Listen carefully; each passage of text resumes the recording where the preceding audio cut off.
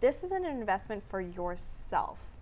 You know, like it's something that has meaning, you know, I think to a lot of people, and that it's not just about buying a home. It's a little bit more than that. Right. Right. And I think that relationship building, that same sort of emotional attachment that you have to that car, that shirt, you know, that fast food restaurant, translating that into things like stocks, mortgages, homes, Right.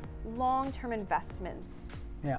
It's not, yes, it's not going to be a short-term, you know, filler, but it will provide you with a life and a lifestyle for which we often long for, you know, in so many different ways and capacities.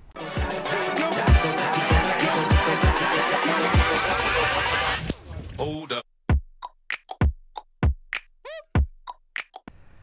How's it going, level uppers? I'm really excited about this interview. I'm with Dr. Shara Ali, who is the founder of NEUROorganics. And the best way I can describe your company, and what really jumped out at me, is that you're basically taking mental health and totally flipping on its head. So you're kind of making people focus on their future and control their future rather than dwell on the past. I think it's a really interesting angle, and it definitely ties into your finances.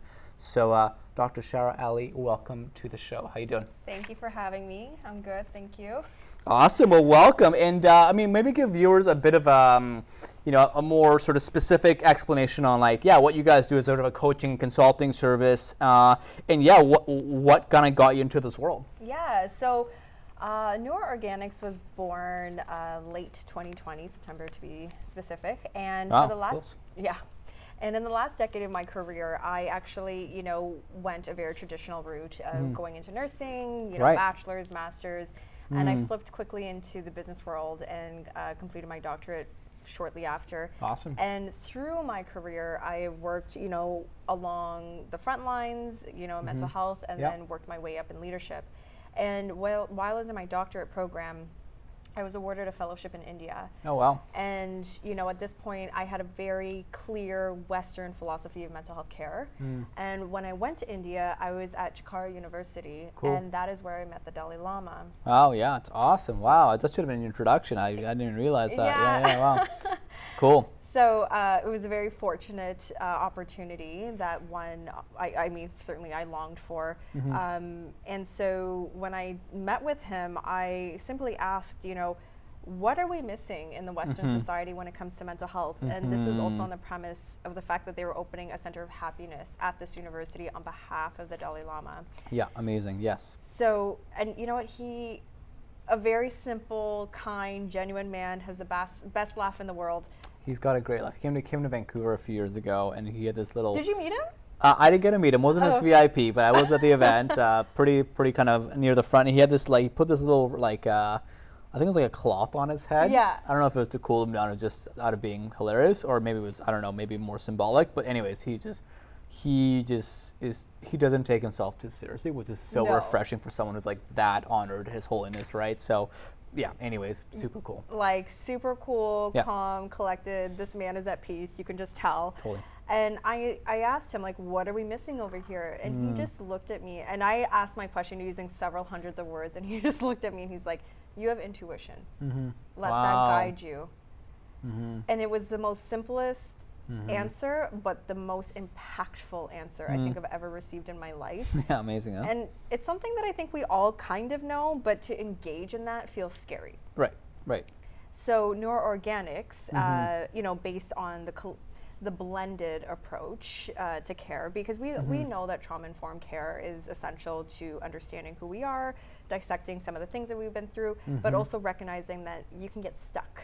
You can get stuck in the past if you don't have a vision for the future. Yes. And your intuition, your gut, it's been, you know, it's so fascinating how science has kind of created our body to provide us with that internal compass. And that's what the Dalai Lama was really speaking about. And so NEUROorganics is designed to help you really focus in on 4 areas of contention that all of my clients have certainly been through. And you'll see a plethora of literature with regard to mental wellness and self-care. Self-care sort of drowning in areas of, self-love, building a solid relationship with yourself so that in the moments you have a heartbreak, job loss, anything that is not in your plan, you're not falling apart. Yeah. Because you have built an internal strength and resiliency against that. And an identity beyond just your job, for example. Like as an entrepreneur, sometimes you're too attached to identity, and I'm guilty of that, and it may not be for the best. So I think that's really important.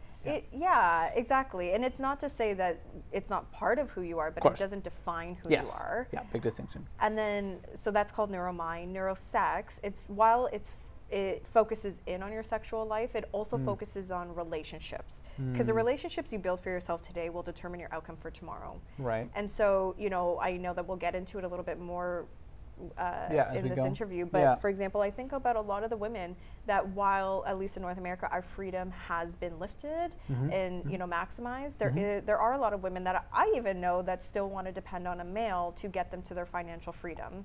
And it's often because they're still operating out of fear, they're operating out of, I can't do this alone. So then they end up in these relationships that look really great on the surface, but internally they're not happy. So it also then fractures their neuromind because they have low self-esteem, they doubt themselves, they don't take a leap, and they're under the thumb of someone that provides them financially, but not necessarily in other areas. That's just one example. Fair enough. Yeah. And then neurophysique is born out of the fact that out of our 5 senses, our vision is the first thing that creates a judgment. And so with that, I mean, for example, you look at yourself every single morning in the mirror. So if you have I try. Yeah, you try. Once in a while. Your hair looks good. You did something in the mirror. Yeah, a little bit of little sort of something to it. I don't usually do it. Just for today, I was making sure I was on the top of my game. Feel very lucky. And so with that, it's like if you have a poor relationship with your physical self, your neuromind will be fractured. Your neurosex, the relationships that you decide to engage in, depending on your level of self-esteem that you have with yourself, you're going to then either, go for the best or settle for average, depending on how you view yourself. Interesting. And then neurofinance is what encompasses all of these things because, if you have a poor sense of self with yourself, with others, you will then, that will dictate how you spend your money. Sure. And how you decide to invest or how you sort of build a relationship with that. And like I said, these are 4 areas of concerns that I think have interesting a pillars. Historical sort of impact on people in terms of stress. And so that's what NEUROorganics does, is to get you out of that and into the vision that you see yourself in. Got it. It's really like focusing on those pillars. I'm sure to some degree you're creating a vision, then you're creating habits, and then it's like maybe like dominoes. I mean, so does one of those pillars sort of come first, and then the rest of them sort of follow, or they happen at the same time, or? That's a great question. Yeah. I think maybe it's different for people. I don't know. I think it could be different with people. Okay. However, I do think if we could stop time and we had time to dissect each pillar, that would then provide that differentiation. Right. But because the world keeps going every day, really neural mind, if you have a solid relationship with yourself, it then allows you to make proactive choices in the other categories. Oh yeah, for sure. So that, I think, to me is like the foundation of all of this. And then, I love it. That's a great way to kind of prime people around those sort of, so it's the 4 pillars? 4, Yeah. So, and leading into, of course, like I guess we're more so on the last pillar, finances, right? Like what is that? And I want to see how this all ties in. I think once we put it into action, it'll start to really click for people, if it hasn't already, of course. There's a psychological trend for millennials, right? And it just comes down to what their relationship is with money. Yeah. And that's changing, right? So can you speak to how that's changing?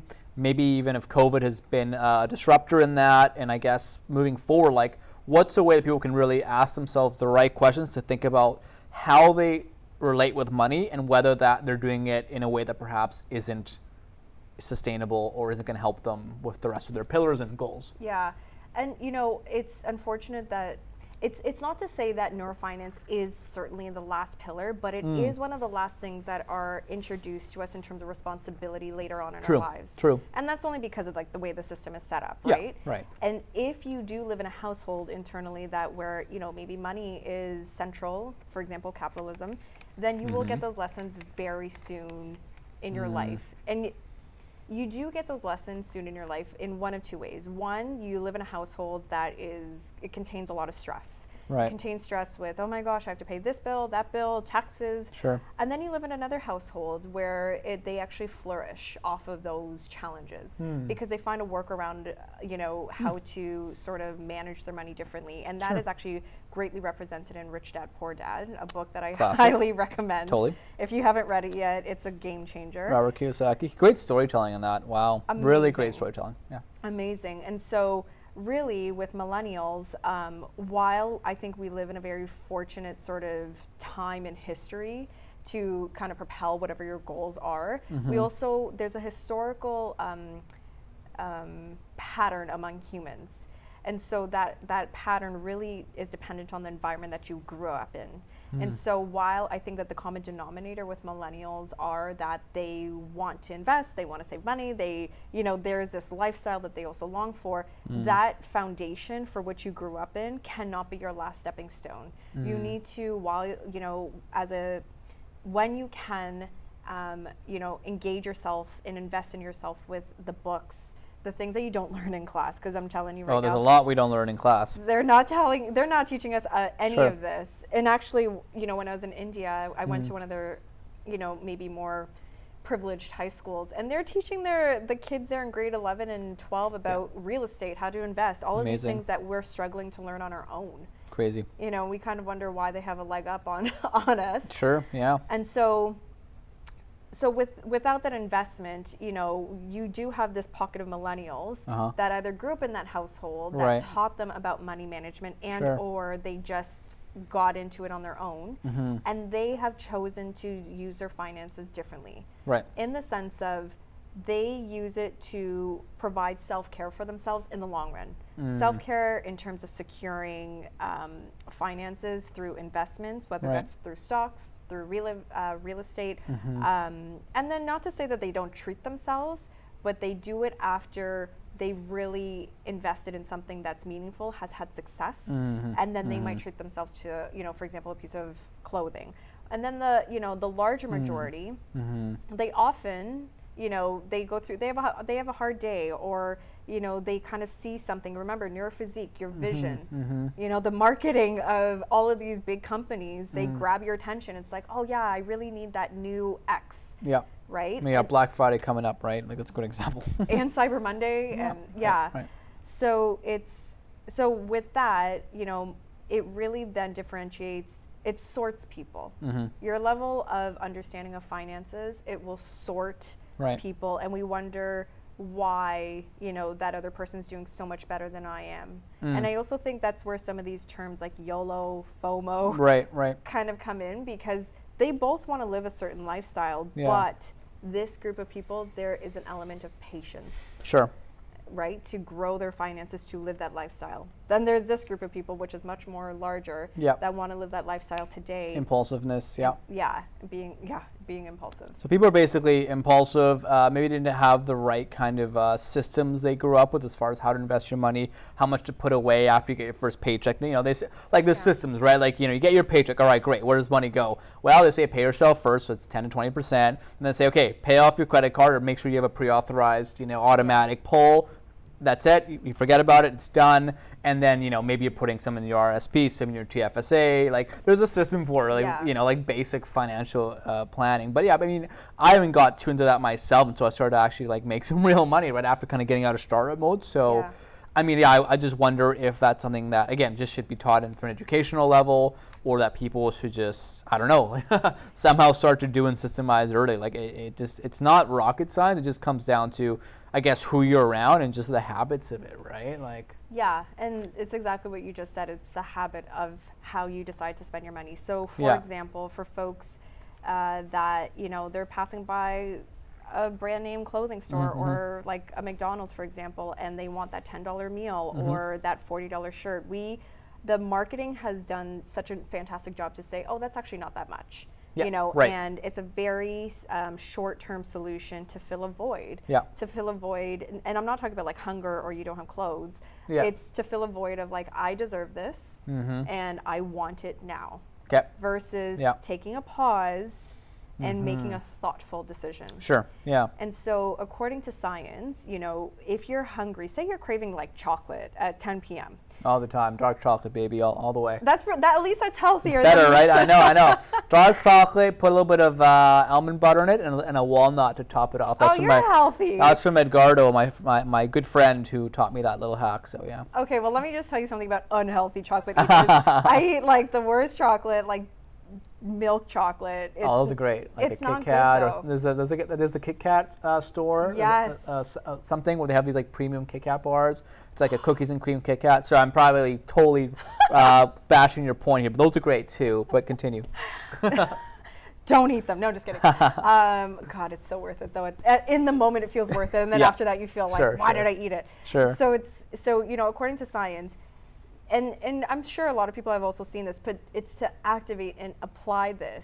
You're supposed to wait 15 to 20 minutes. And through that time... 15 to 20 minutes? 15 to 20 minutes. 15 to 20 minutes. Okay. Watch an episode of something that you like. Okay. You know, distract yourself. But actually, scientifically, the brain... If you wait 15 to 20 minutes... Drinking water? You can, yeah, exactly. Drinking water will help to decrease the craving. Okay. And just even, let's just say you don't even have water, right? Okay. Just because you're not near... You're on the go. You're on the go. Yeah.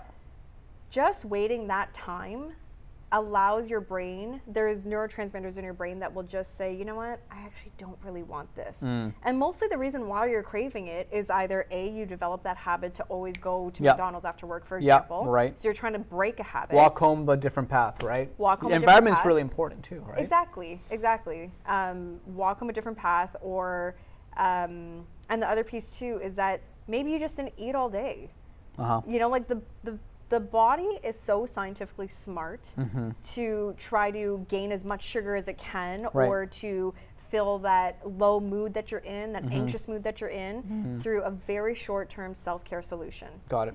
And so if you can just wait 15 to 20 minutes, if you have water, even better, because then your neurotransmitters kind of lessen. They're not as in this impulsive sort of state. And it actually says, you know what, I don't really need that. And it allows you to make a decision with more clarity. So I'm walking home, I see McDonald's or Wendy's or Popeyes. I'm like, shit, I'm kind of hungry.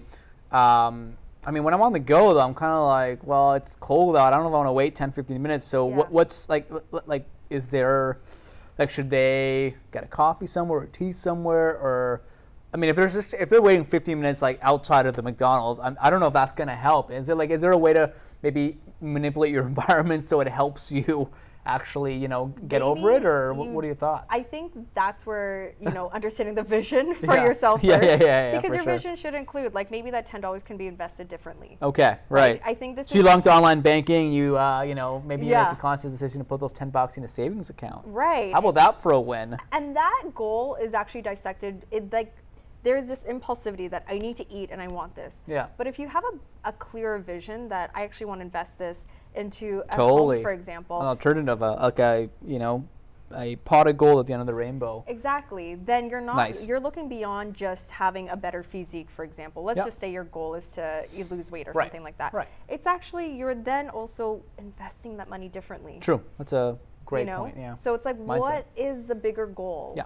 Outside of just not wanting McDonald's. Right. Right? And so it's really about creating that lifestyle that you see for yourself, so you're not working until you're 60, 70 years old or whatever. I love it. And maybe the reminder for that goal is like the background on your phone or your screensaver, or like something in your wallet, or I don't know, right? Like a visual cue to just like, you know, you just remember it, sort of thing. And that's actually the beauty of technology, right? Just every day, if you finish work at 4, say go home and eat salad, like, you know what I mean? Yeah. Something that you bought in bulk. Yeah. And it's a friendly reminder for you. And, you know, you can always do those other traditional sort of ways of like making sure a friend is there, or your partner, you're both on board. Yeah, that's huge. But accountability for yourself is so essential, and that is something that I learned in a book. I'm sure a lot of people have read The Subtle Art of Not Giving a Fuck. Best book ever. It was life-changing. And, you know, I went through stages in this book. The first stage was like, this book is okay. And then the second stage was very stressful, because I was like, what do you mean I have to depend on myself for everything? And then the third stage really was just like, I have to take responsibility for everything in my life, because if I Totally. don't, nobody else is going to save me course. from this life I created. Yeah, right. Right? And it's the same thing with that, say, Zara sweater. Yeah. You know, I love Zara, but at the end of the day, Zara's not paying my bills. Zara's not going to course. give me a home.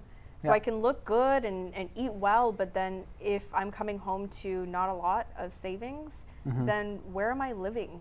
Where am I building that family? You know, and for men and women, there is now a newer, you know, desire to have people making equal money and equal investments, right? Right. That is attractive as well, and that can help you in your dating life. And you Right. don't need to depend on somebody that way, right? So Yeah, well, that's obviously important. It's that independent side, and so just some take home habits as we kind of turn the page. Before we turn the page, so you see something that's not the healthiest choice for food or drinks. Yeah. $10 to $20. Take 10 to 15 minutes, and have some water if you can, and just maybe like read a book or pull out your phone and maybe, I don't know, do something to get your mind off of it. Get out of that environment. Get out of the environment. Yeah. That's a hack. And then you had mentioned, not on this interview, but in kind of our preamble, that if it's a purchase like clothing, you want to wait 7 days or Yes. something. So what are some quick little takeaways as far as like maybe habits people Yeah. should start thinking about, as far as, and there's a science behind it too, right? So let's go to the next bucket of things you might purchase or see on Amazon, for example. Yeah, so often, and these corporate folks, they're very smart. It's very smart marketing. It's at your fingertips. Of course. And that's what they want. Yeah. And then there's this instant emotional attachment, like, oh yeah, I really need that. It's going to be delivered to my door. It's really easy. Sure. It's super, fast paced. It's equivalent to how fast food is. And so really, like, the science behind it is around waiting up to 7 days, an entire week. If you really want it and you can see yourself, for example, wearing that shirt in different ways and you have that emotional attachment to it, then maybe. Then yes, go Fair. ahead and buy it. And the thing about it now is that, like, you don't need to lay away anything. Yeah. Because internet has made it so accessible that that article of clothing that you're interested in, for example, it's going to be there. Yeah. Even if it's not in a store, they can order it for you very Sure. easily online. But if you buy it in the moment, then you're creating this internal habit. Your mind, like, there's certain things called like serotonin, norepinephrine, for example. These neurotransmitters go crazy because it's this short-term sort of self-care. It's like, oh yes, I just got this brand new sweater. I can't wait to wear it. And then you get it, you wear it once, and you're just like, okay, on to the next, on to the next. Totally, on to like the getting a next. new laptop, getting a new phone. It's crazy Yeah. how adaptive your body is. It's actually like ridiculous how fast you're like, whatever. It's now something I expect, which I think is really interesting how adaptable you can be. Exactly. Dangerously adaptable. And it just decreases your patience Right. with, waiting for something that you save up for. Yeah. Because you're just like, I can get this, I will replenish some money later. Sure. You've kind of rationalized this in your mind. But really, your mind is now trained to then just impulsively buy. Yeah. Impulsively buy the McDonald's, impulsively buy that sweater. And so waiting for food, waiting 15 to 20 minutes is actually not that long. Yeah. It's a segment Yeah. of like a Friends episode, for example. Yeah. And drinking water. Or Seinfeld. Or Seinfeld. That's where we're differentiated on this couch. So 15 to 20 minutes for that. And that sweater is going to be there in 7 days. So this is really the bulk of where discipline comes in. Yeah. And if you can't necessarily nail these smaller habits, then those longer term habits or vision that you have for yourself, it's going to take you that much longer to really, create and then execute. Yeah, huge. So and the next question was around investments. Like, you need to invest for a house, like you need a mortgage from Paul or whoever. Yeah. How does this all affect the way people look at investments as far as health goes? So if those small habits, because remember, now your mind, and the beautiful thing about the brain is that it's always being rewired. For example, in this particular segment, your brain's currently being rewired. Your brain is now, there's certain neurotransmitters that are basically being triggered through the hippocampus, and these neurotransmitters, they travel throughout the brain, and then they slot new sort of disks of memory in, right? And then, so for example, one day you might be, Cyber Monday's coming up. you might be on the internet after watching this, you know, or even like a year from now. Yeah. And then all of a sudden it's going to be like, wait, do I need that sweater? Shara and Paul said, wait 7 days. Let me try this. So your mind is constantly changing. Right. But you also need to have that discipline to listen to that. Because you can educate yourself as much as you want. You can read all of the books, but if that application's not there, then that memory then fades. So you want to reinforce that memory through repetition of habits. And so with those short-term goals, the way you treat your short-term goals is the way you'll treat your long-term.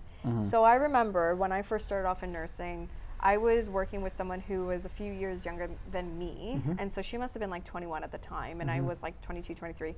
And I'll never forget, she came into work one day, and we were both making very good money for our age. Yeah, yeah. And she came into work one day and she's like, yeah, like my parents are making me, you know, save for a condo. And she was getting a new build, so it was 5% over, you know, a certain amount of time. Right. And so up to 20%.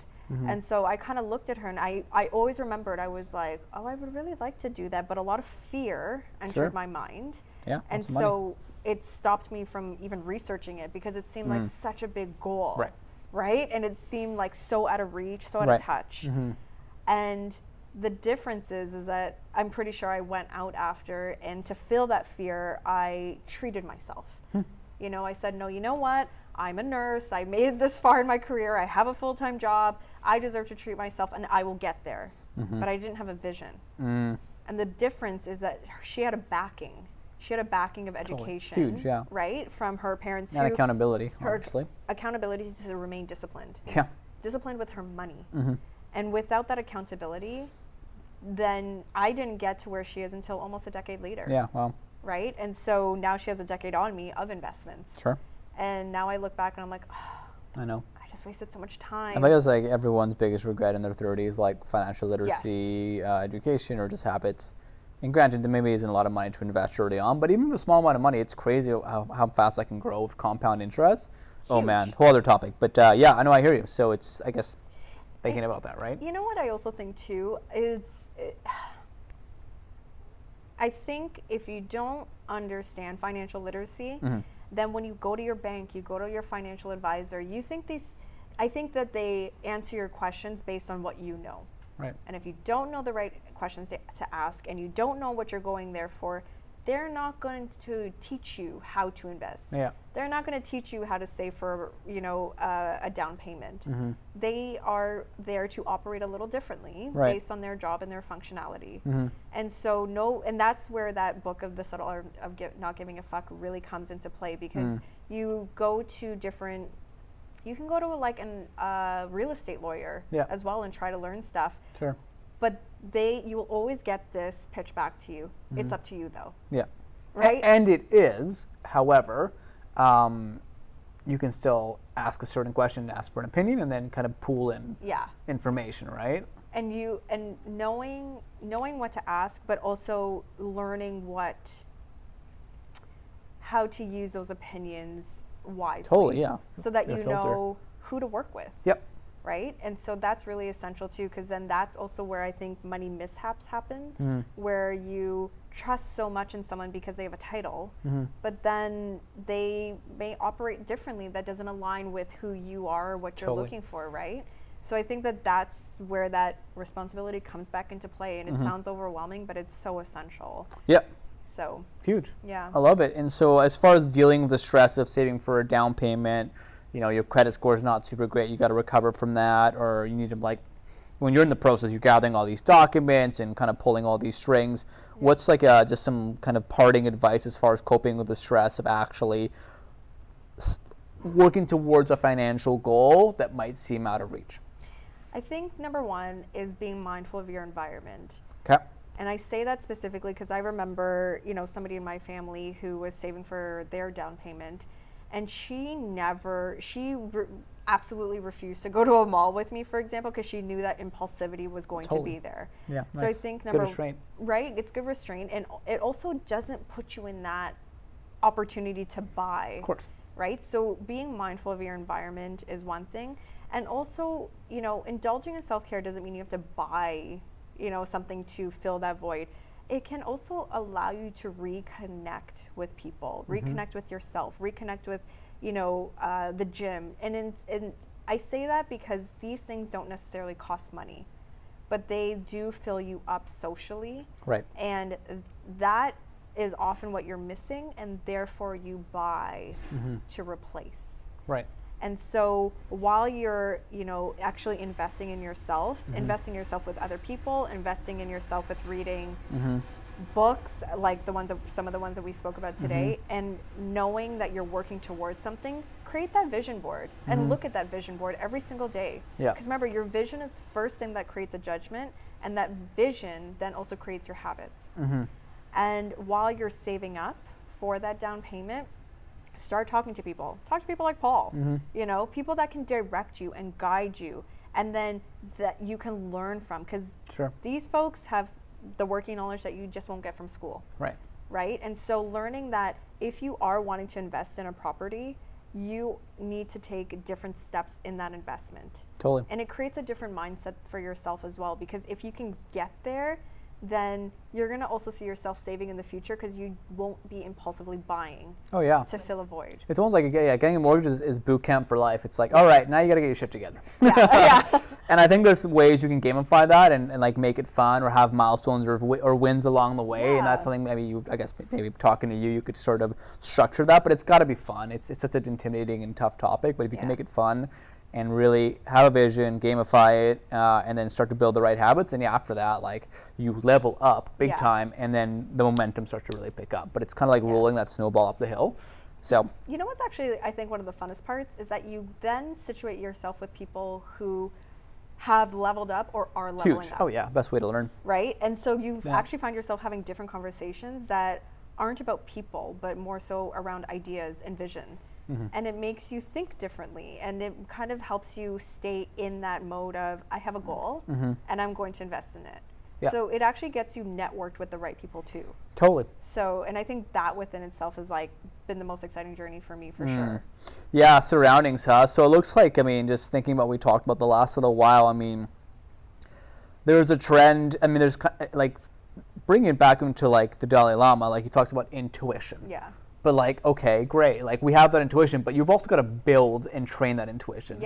Right? And there's people who come from like a privileged background, or they got lucky, or they just whatever, had the right upbringing around financial literacy. Great. Those are the ones who did not, right? So it doesn't matter which bucket you're in, but you have to really build that intuition. It seems like just being around the right people is super important. Having a vision, and to have that vision, you kind of need a bit of help to sort of see, well, what's realistic, right? So sticking with that, and then kind of dialing it back to your everyday habits, which again, we talked about, food and drink impulses, 15 minutes, water, be around the right sort of social environment, bigger purchases, clothing, etc. 7 days, right? And I guess that's kind of like training for when it then comes down to saving money for something much bigger and profound. Then you've already built those habits to start chipping away for a down payment, which is minimum 5%. If the house is over $500,000, there's a sliding scale, all that stuff, which of course you can learn from your local mortgage broker. But like, those are all things I think are super, super big. And I guess, as you do that, and again, these 4 pillars, and you're not just going to do that by being, having this neural financial kind of like muscle you're building. If you're not happy with your relationships, right? If you're not happy with your self-image, if you're not happy with, what's the last pillar? Yourself. Yourself, right? Yeah, exactly. Then easier said than done. But it seems like it's like systemizing your life in a way where there's a goal, but you're also chipping away at it along the way. And that's where, like, talking to people like you, they can actually create a structure around that, create systems, create accountability, and just create the right structure, right? So I think that's all like fascinating, super important for people in all stages in their life. So I'll be sure to link to some of the things we talked about in the notes today. Another great book is Atomic Habits, which James Clear talks all about the things around environmental cues, accountability, all this stuff. So put that into your reading list as well. And I guess just to wrap up, anything you want to dive a bit more into, or something you think you feel like we didn't cover as much as we should have to wrap up? I think I also just want to say, you know, we talked about the stress of being in your 30s and feeling like you wish you used Sure. your youth differently. Sure. It's never too late. Of course. Yeah. It's never too late, and you know, investing you can never go wrong with, and it's probably one of the most important but fun decisions that you can make. Totally, yeah. Because it's an investment that will have a return in the future, whether it's for yourself, your kids, you know, anything in that effect. And it's also just to know that this is an investment for yourself.